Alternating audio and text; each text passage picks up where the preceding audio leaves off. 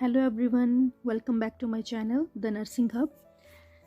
आज हम इंसुलिन के बारे में डिस्कस करेंगे। आज हम इंसुलिन के बारे में इसका सब कुछ डिटेल में डिस्कस करेंगे।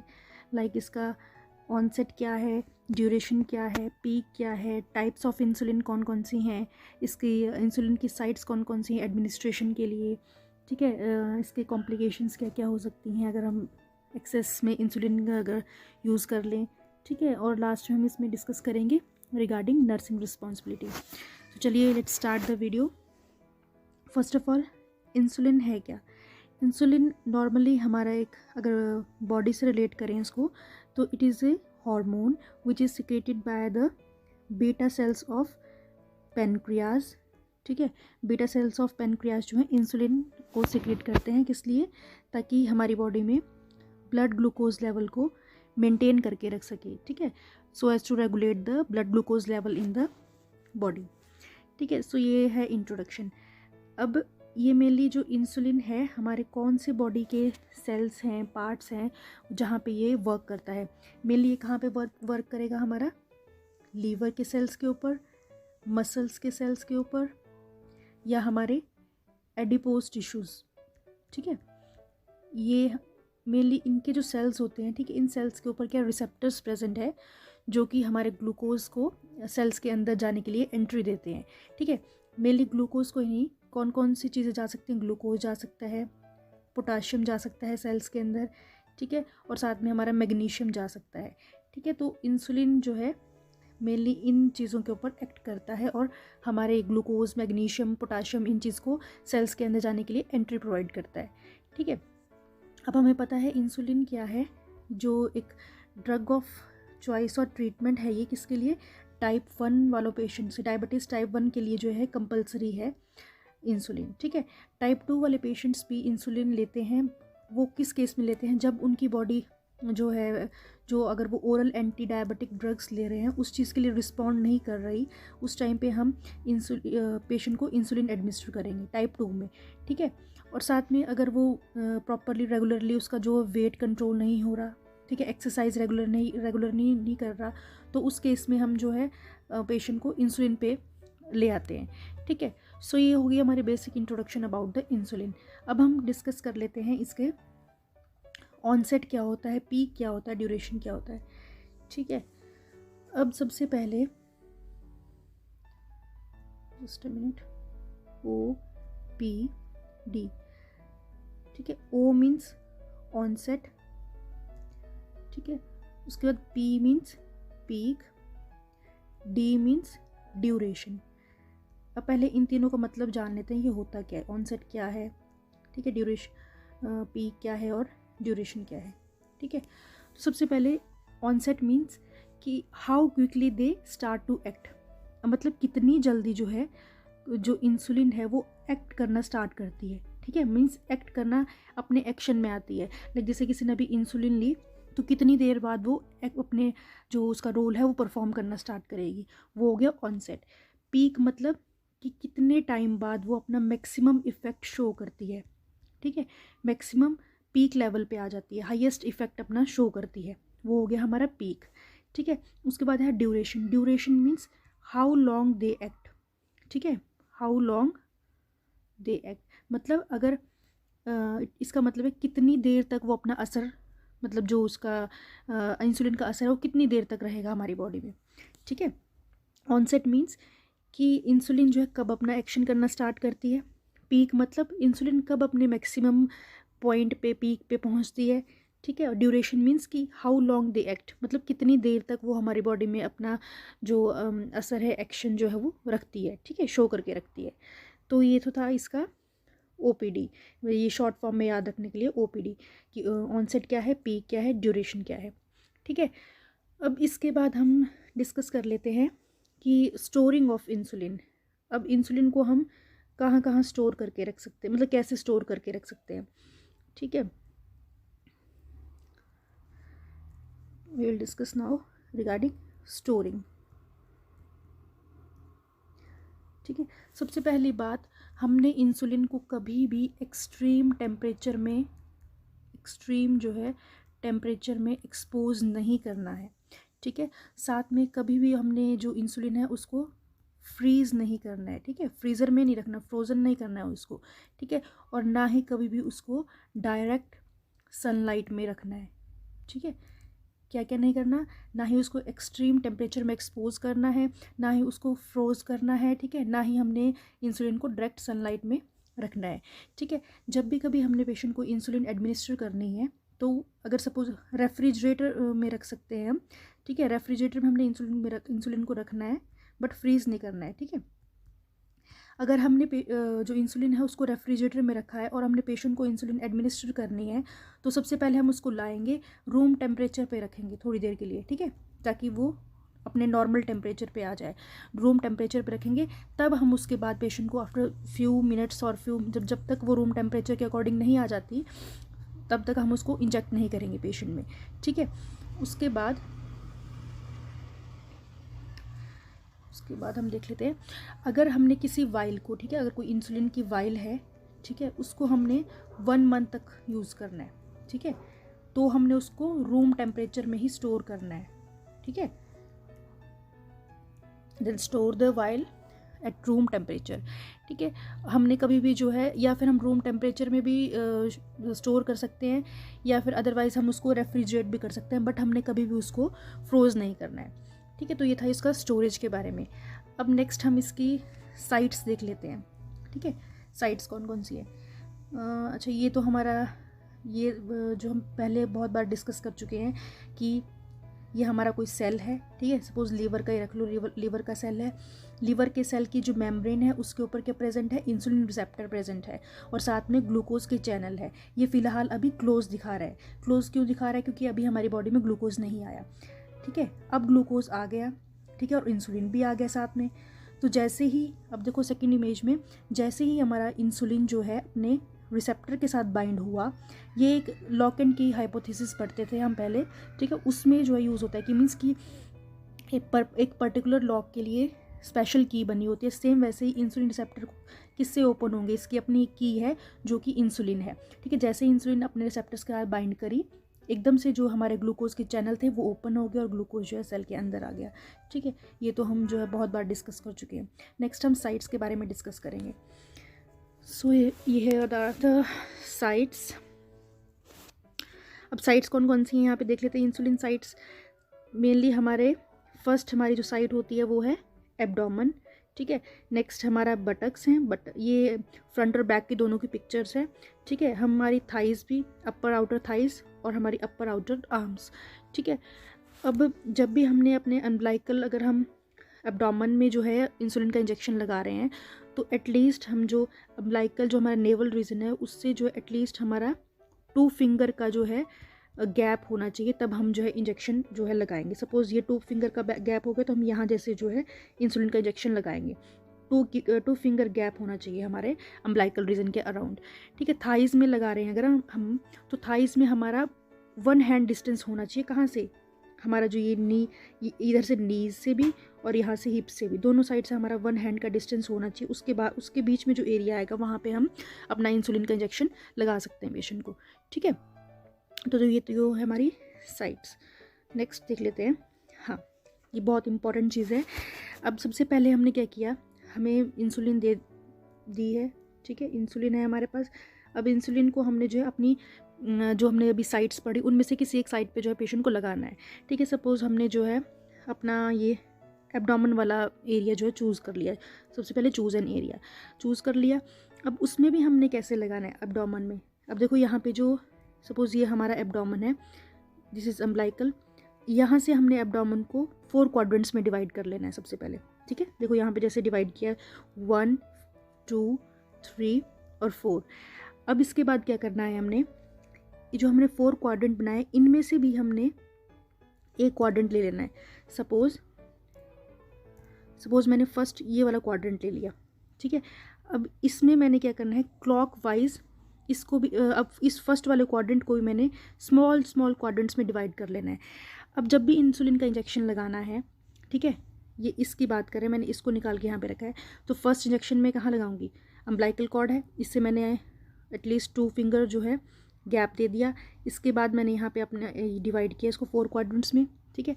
अब जो मेरा फर्स्ट इंसुलिन का इंजेक्शन होगा वो यहाँ पे होगा, ठीक है, फर्स्ट डे, ठीक है। सपोज़ मेरे दिन में जो है 2 इंजेक्शन लगते हैं पेशेंट के, तो फर्स्ट इंजेक्शन यहाँ लगाएंगे, सेकेंड यहाँ, थर्ड यहाँ, फोर्थ यहाँ, ये हो गया हमारा क्लॉकवाइज। अब जो हमारे अब ये साइड पूरी होगी। अब नेक्स्ट हम जो सेकेंड क्वाड्रेंट है इसमें करेंगे, first, second, third, fourth, same ऐसे ही यहाँ पे ऐसे ऐसे हम जो है इंजेक्शन लगा लेंगे, ठीक है।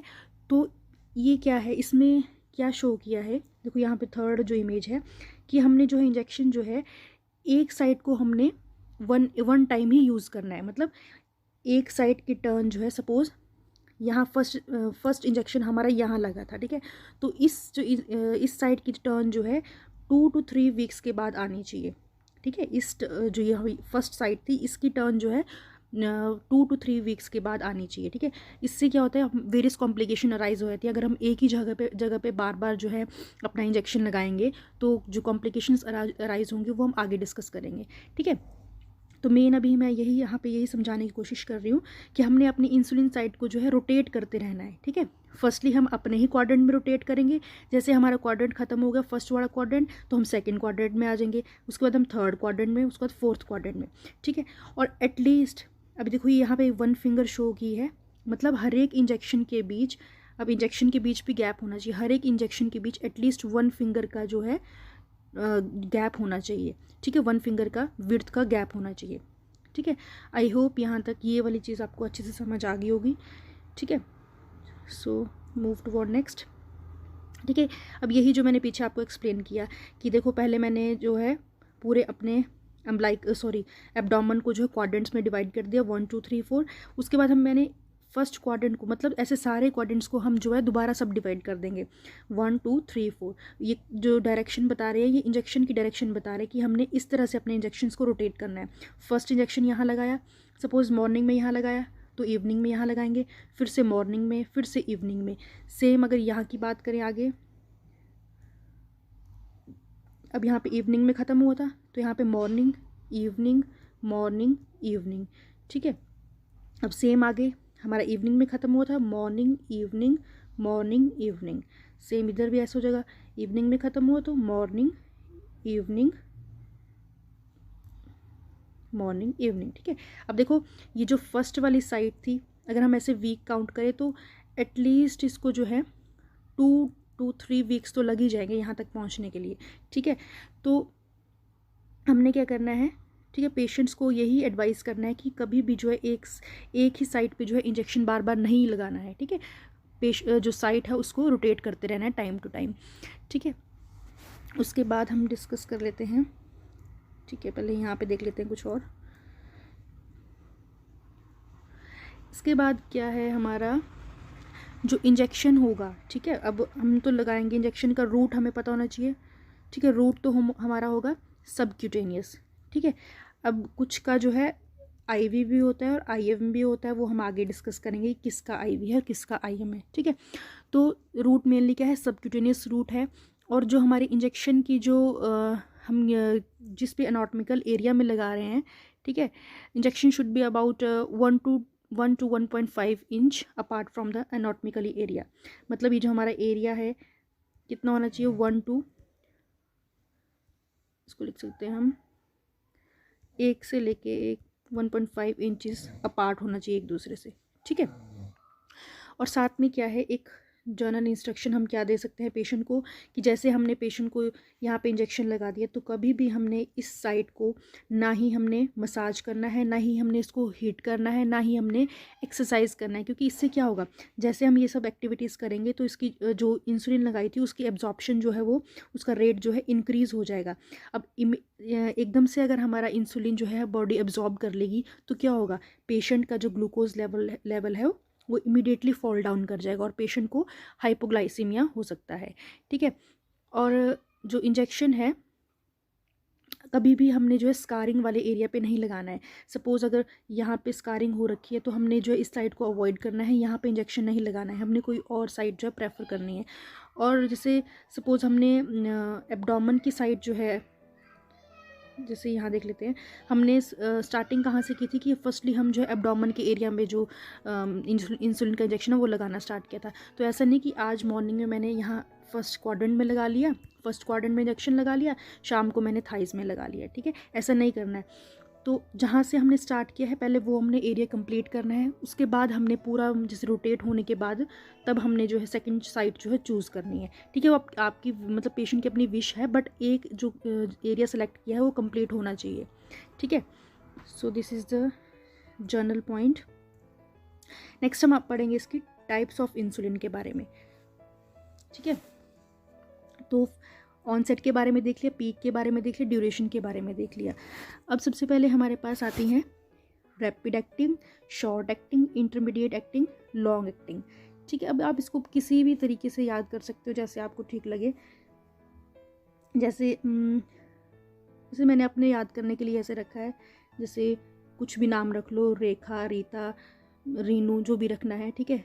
दैट जैसे लिख लो Rekha Sharma I like you, ठीक है, रेखा शर्मा आई, ठीक है, लाइक। अब इसमें यू है नहीं तो बस ऐसे सेंटेंस कंप्लीट करने के लिए यू कर सकते हो आप। अब आर से होगी रैपिड एक्टिंग, एस से होगी हमारी शॉर्ट एक्टिंग, ठीक है, आई से हमारी होगी इंटरमीडिएट, और लॉन्ग से होगी हमारी लाइक से होगी हमारी लॉन्ग एक्टिंग, ठीक है। सो ये जस्ट मैं ऐसे बता रही हूँ, आप जैसे आपको अच्छा लगता है ये लर्न करना आप वैसे कर सकते हैं, ठीक है। अब इसमें हमने कैसे लर्न रखनी है ये वाली, उसके लिए मैंने अपनी तरफ से ट्रिक बनाई है। अगर आपको अच्छी लगी है तो आप उसको फॉलो कर सकते हो, अदरवाइज़ आप अपना ही वे यूज़ कर सकते हो, ठीक है। अब रैपिड एक्टिंग में हमारे सारे एनालॉग्स आएंगे, ठीक है। जो भी रैपिड एक्टिंग इंसुलिन्स होती हैं उनमें एनालॉग्स आते हैं, ठीक है। अब एनालॉग्स में बताती हूँ आपको, ठीक है। अब इसमें रैपिड में ये वर्ड एनालॉग याद रखना, ठीक है। अब इसमें एनालॉग्स में एस लगा है पीछे। अब जो भी रैपिड वाली ड्रग्स हैं उनमें बीच में एस लगा है, ठीक है। बाकी कोई भी इंसुलिन में एस नहीं लगा है, ठीक है। जो डिफरेंट टाइप्स में पढ़ेंगे हम उनमें कहीं भी बीच में एस नहीं है, सिर्फ जो रैपिड वाली हमारी इंसुलिन्स हैं उनमें एस लगा है। जैसे सपोज फर्स्ट है हमारी लिस्प्रो, इसमें हमारा एस लगा है। नेक्स्ट है हमारी एस्पार्ट, ठीक है, इसमें हमारा एस लगा है। नेक्स्ट है हमारी ग्लूलाइसिन, ठीक है, इसमें भी हमारा एस लगा है। तो ये जस्ट लर्न करने के लिए कि एनालॉग्स आते हैं इसमें। अब एनालॉग्स भी इसमें लॉग्स का एक कंसेप्ट है, मैं बताती हूँ क्या है याद करने के लिए। जो लिस्प्रो है उसका दूसरा नाम है, लिस्प्रो का दूसरा नाम है ह्यूमालॉग, ठीक है। और जो हमारा एस्पार्ट है इसका दूसरा नाम है नोवालॉग, ठीक है, नोवालॉग, ठीक है। तो देखो याद करने के लिए ट्रिक है, एक मिनट,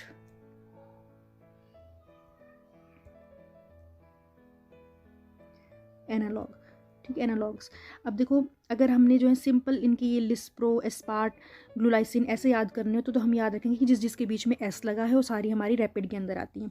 अगर सपोज ऐसे दिया ह्यूमालॉग है, नोवालॉग है, तो हम कैसे याद रखेंगे कि लॉग किस में लगा था, लॉग वर्ड हमारे लगा था रैपिड एक्टिंग वाली में, ठीक है। अब हमें और एक चीज़ याद रखनी है, रैपिड मतलब फास्ट मतलब कि जो चीज़ जो है इमिडिएटली हमारी बॉडी में एक्ट करना स्टार्ट कर देती है। तो इससे हमें क्या हिंट मिल जाता है कि जो रैपिड वाली इंसुलिन्स होगी वो बहुत ही फास्ट जो है वर्क करेंगी, तो इनका जो ऑनसेट होगा वो बहुत ही जल्दी स्टार्ट हो जाएगा, ठीक है। और जो पीक है वो भी कुछ आर तक रहेगा, ठीक है। जल्दी स्टार्ट हो रही है, पीक भी अपना जल्दी शो करेंगी, ठीक है। मिनिमम टाइम पीरियड लेंगी और ड्यूरेशन होगी वो भी मिनिमम होगी, ठीक है। मीन्स कि बाकी से कंपेयर किया जाए तो इनका टाइम पीरियड जो है कम होगा, ठीक है। तो वो एक बार देख लेते हैं, लेट्स स्टार्ट, ठीक है। अब देखो जो हमारी ये रैपिड वाली हैं इनका जो ऑनसेट है वो फास्ट है, ठीक है। तो मतलब इनका जो सबका कंबाइंड का देखा जाए, एक कॉमन देखा जाए तो ये 10 to 15 मिनट्स में जो है इनका ऑनसेट स्टार्ट हो जाता है। जैसे ही पेशेंट ने जो है मतलब 30 मील से 30 मिनट्स पहले, ठीक है, बिफोर 30 मिनट पहले जो है ये इंजेक्शन हमने पेशेंट को लगा दिया, रैपिड का इंजेक्शन हमने पेशेंट को लगा दिया, और ये जैसे खाना खाया पेशेंट ने उसके आफ्टर 10 to 15 मिनट के बाद ये अपना एक्शन करना स्टार्ट कर देगी, ठीक है। उसके बाद जो है इसका पीक होगा, जो इसका मिनिमम पीक पीरियड है वो मतलब 2 to 3 आवर के बीच में, मतलब इसका जो एक हम एवरेज निकालते हैं, ठीक है, तो 2 to 3 आवर के बीच में इसका जो है पीक पीरियड होता है, मतलब इस टाइम पे अपना मैक्सिमम टाइम पीरियड शो करती है, ठीक है। ड्यूरेशन मतलब कब तक रहेगी, तो 3 to 6 आवर के बीच में जो है इसका ड्यूरेशन रहता है, ये अपना असर कब तक दिखाएगी, मतलब इसका कब तक जो है लास्ट रहेगा, ठीक है। तो इसमें आ गई हमारी रैपिड एक्टिंग में ये इसका पीक, ड्यूरेशन और ऑनसेट। अब एक और इसमें चीज़ है कि जो पीक ड्यूरेशन वाली होती हैं, एक नॉर्मल हेल्दी इंडिविजुअल है, उसमें क्या होता है कि जैसे वो खाना खाता है, ठीक है, कोई डायबिटीज़ नहीं है, नॉर्मल है, जैसे उसने मील ली तो हमारी बॉडी क्या करती है, मील लेने के बाद इंसुलिन सिक्रिएट कर देती है, ठीक है। इंसुलिन सिक्रिएट हो गया, इंसुलिन सिक्रिएट करने के बाद क्या हुआ, जो ग्लूकोज था उसका तो मिक्सअप हो जाएगा और अपना जो उसका काम है वो करना स्टार्ट कर देगा। तो इस चीज़ को बोलते हैं हम बोलस सिक्रीशन, ठीक है। बोलस सिक्रीशन मतलब जैसे खाना खाया वैसे इंसुलिन सिक्रिएट हुई और उसने अपना काम करना शुरू कर दिया। सेम वैसे जो हमारा रैपिड एक्टिंग इंसुलिन होती हैं वो किसका फंक्शन इमिटेट करती हैं, मिमिक करती हैं, वो करती हैं बोलस सिक्रीशन के ऊपर वर्क।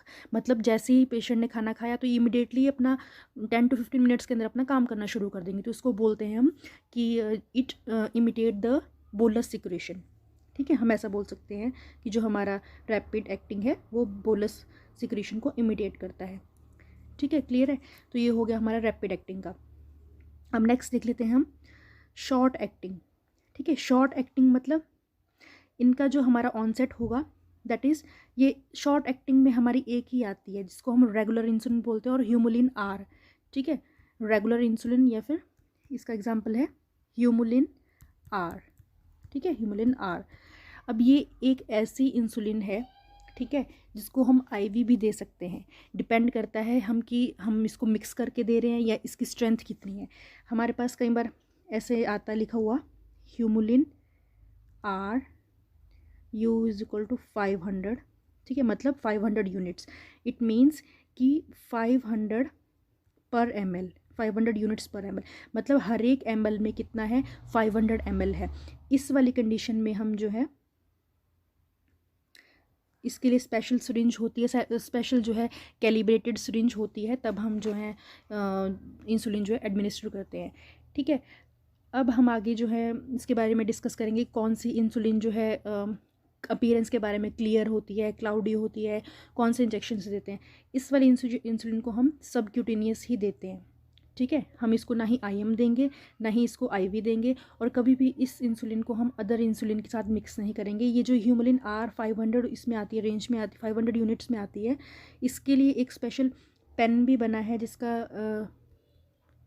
क्विक पेन करके ऐसा आता है, क्विक पेन, ठीक है, ऐसे नाम से आता है, जिसमें प्री फिल्ड इंसुलिन होती है पहले से, ठीक है। प्री फिल्ड इंसुलिन होती है, जस्ट वो उन्होंने डोज मीटर को एडजस्ट करना होता है जितनी डोज रिक्वायर होती है और वो पेशेंट उसको इंजेक्ट कर लेता है अपने में, ठीक है। और ये भी हमने 30 मिनट्स पहले जो है पेशेंट को, जो बिफोर 30 मिनट्स मील, बिफोर मील 30 मिनट्स लगा देनी है हमने, और उसके बाद पेशेंट को जो है मील खाने के लिए बोलना है। और हमेशा याद रखना है कि इंसुलिन लगाने के बाद पेशेंट जो है फूड खाना, कैलोरी लेना भूलना नहीं चाहिए, ठीक है, otherwise it will be a life threatening situation for the patient, ठीक है।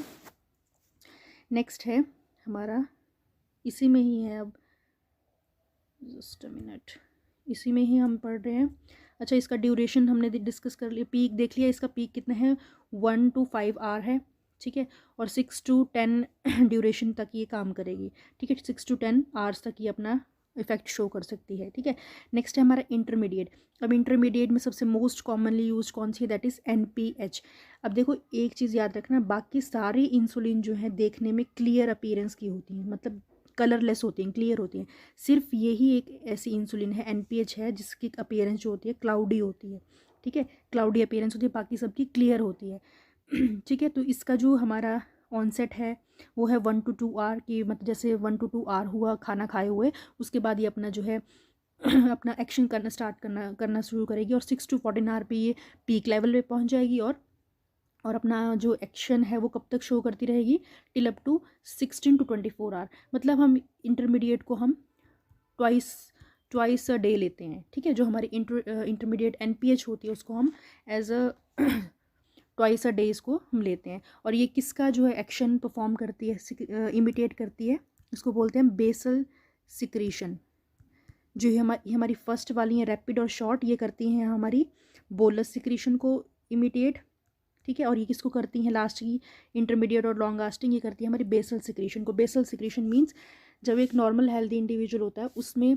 Small amount of insulin present रहती है हमेशा, ठीक है। तो सेम वैसे ही जो है अब ये इसका जो ड्यूरेशन है वो लॉन्ग लास्टिंग है, तो मतलब थोड़ी ये हमारे ब्लड में जो है जो पेशेंट होगा उसके ब्लड में प्रेजेंट रहेगी बिल्कुल, मतलब पूरे 24 आवर्स जो है स्मॉल स्मॉल अमाउंट में प्रेजेंट रहती है। तो किसका एक्शन मिमिक करती है वो बेसल सिक्रीशन का, ठीक है। और उसके बाद लास्ट है हमारा लॉन्ग लास्टिंग। लॉन्ग लास्टिंग जो है लॉन्ग लास्टिंग में इसका एक एग्जांपल है ये ग्लार्जीन, ठीक है। आप इसको कैसे प्रोनाउंस कर सकते हैं जैसा आपको ठीक लगे। ये सिर्फ ये ही एक ऐसी जो इंसुलिन है जिसका कोई पीक टाइम नहीं है, और इसका जो ड्यूरेशन है जो इसका ऑनसेट है वो 70 मिनट है, और it last for up to 18 to 24 hour, ठीक है। और ये मेनली हम वंस अ डे ही यूज़ करते हैं, ठीक है, वंस अ डे, क्योंकि इसका ड्यूरेशन ही इतना ज़्यादा है कि हमें इसको दूसरी बार यूज़ करने की ज़रूरत ही नहीं पड़ती। और यही सिर्फ और सिर्फ सिंगल ऐसी इंसुलिन है जिसको हम किसी के साथ मिक्स नहीं करते, ठीक है। बाकी इंसुलिन को हम मिक्स कर लेते हैं, ठीक है, लेकिन हम सिर्फ लॉन्ग एक्टिंग इंसुलिन को जो है कभी मिक्स नहीं करते किसी और इंसुलिन के साथ, ठीक है। सो ये तो था हमारा different types of insulin with their onset, peak and duration, ठीक है। आई होप यहाँ तक आपको समझ आ गया होगा। चलो तो नेक्स्ट मूव करते हैं। अब नेक्स्ट जैसे मैंने आपको बताया दिस इज़ ह्यूमलिन एन, ठीक है, ह्यूमलिन एन। और यहाँ पे जैसे लिखा है जो यूनिट्स बताए थे मैंने जैसे 500 लिखा होता है, मतलब 500 पर ml, मतलब हर एक ml में कितने यूनिट्स हैं इंसुलिन के 500। सेम वैसे ही अब यहाँ पे लिखा है 100 U is equal to 100 means हर एक ml में, ठीक है, कितने यूनिट्स है 100 units of insulin is present in per ml, ठीक है, 100 ऑफ यूनिट हर एक ml में, ठीक है। सो ये एक एग्जाम्पल है हमारा इंसुलिन का। और कौन सा है ये हमारा, अब देखो इसकी अपीयरेंस देख लो कैसी है, ठीक है। इंसुलिन की अपीयरेंस कैसे, क्लाउडी अपीयरेंस है इसमें यहाँ पे, ठीक है, ठीक है, यहाँ तक क्लियर है।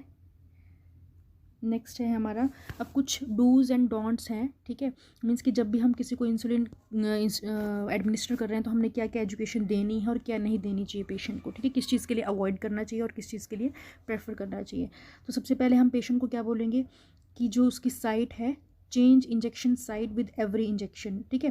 मीन्स कि जैसे मैंने आपको स्टार्टिंग में बताया था क्वाड्रेंट्स में डिवाइड कर लेना है और उसको रोटेट करना है, हर एक क्वाड्रेंट को भी रोटेट करना है, ठीक है। तो मतलब जो साइड होनी चाहिए उसकी वो चेंज होनी चाहिए, ठीक है, एवरी इंजेक्शन के बाद, ठीक है। Inject at least 1 finger width away from your previous injection. Suppose पहला इंजेक्शन यहाँ लगाया था हमने, यहाँ लगाया था, तो दूसरे इंजेक्शन जब लगा रहे हैं यहाँ जैसे लगाना, तो 1 फिंगर की जो विड्थ होनी चाहिए एटलीस्ट, ठीक है। इफ़ यू आर हैविंग 2 और more injection a day choose a different side for your morning and afternoon doses. मतलब सेम ये भी मैंने आपको एक्सप्लेन कर दिया कि अगर सपोज़ एक ही दिन में आपको 2 इंजेक्शन लगने हैं तो ये नहीं कि सुबह आपने सपोज़ सुबह आपने यहाँ इंजेक्शन लगाया था तो दूसरा भी इसी के ऊपर लगा दें, ठीक है। दूसरे के लिए हम नेक्स्ट साइड अपनी चूज़ करेंगे, लेकिन उसी जो हमने बड़ी साइड चूज़ की एब्डोमेन चूज़ की तो लगाना एब्डोमेन में ही है, ठीक है।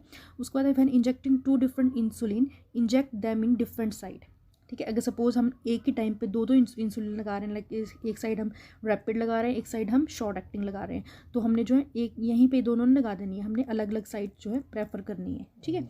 अब क्या चीज़ें नहीं करनी चाहिए हमें, do not inject deep into the muscle. अब हमें पता है हमारा जो इंजेक्शन होता है वो सबक्यूटेनियस लगता है, ठीक है।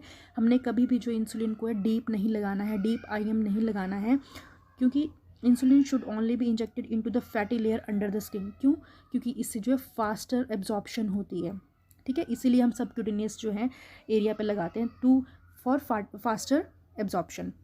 Dough not inject into fatty lumps. अगर सपोज़ किसी को सपोज़ जो जस्ट अ मिनट जहाँ पे उसने प्रीवियसली इंजेक्शन लगाया था, ठीक है, सपोज़ ये साइड थी, इसने पेशेंट ने यहाँ इंजेक्शन लगाया था और यहाँ पे इसको क्या हुआ था, यहाँ पे इसको मतलब लंप फॉर्मेशन हो गया था, इंसुलिन का एक कॉम्प्लिकेशन आ गई थी, यहाँ पे हार्ड हो गया था और पेशेंट ने यहीं पे लगा दिया इंजेक्शन, तो क्या होगा, जो उसने इंजेक्शन लगाया उसका तो असर ही नहीं होगा, ठीक है, वो हमारी बॉडी उसको एब्जॉर्ब ही नहीं कर पाएगी। तो हमने ऐसी साइड पर इंजेक्शन नहीं लगाना है, हमने अनदर साइड जो है चूज़ करनी है इंजेक्शन लगाने के लिए, ठीक है। Do not inject on the damage और स्कार्ड स्किन, ठीक है, वही मतलब है कि एब्जॉर्प्शन नहीं हो पाएगी तो हमने एक अच्छी साइड, बेटर साइड ही चूज़ करनी है फॉर द इंजेक्शन, ठीक है। Do not move daily from one part of your body to another, such as from tummy area to your thigh. Instead, move within the area being used. ये भी मैंने आपको चीज़ बता रखी है कि हमने अगर एब्डोमेन अपना सेलेक्ट किया तो सबसे पहले हम अपने एब्डोमेन को ही कवर करेंगे, ठीक है। ये नहीं कि आज मॉर्निंग में यहाँ लगा दिया, नाइट में हम जो है उसके थाइज़ में लगा रहे हैं, ठीक है। पहले हमने यही एरिया जो है कंप्लीट करना है, ठीक है। So I hope you all like this video. इसका रिमेनिंग पार्ट जो है that I will discuss in the next video, ठीक है। Till up to, thanks for watching.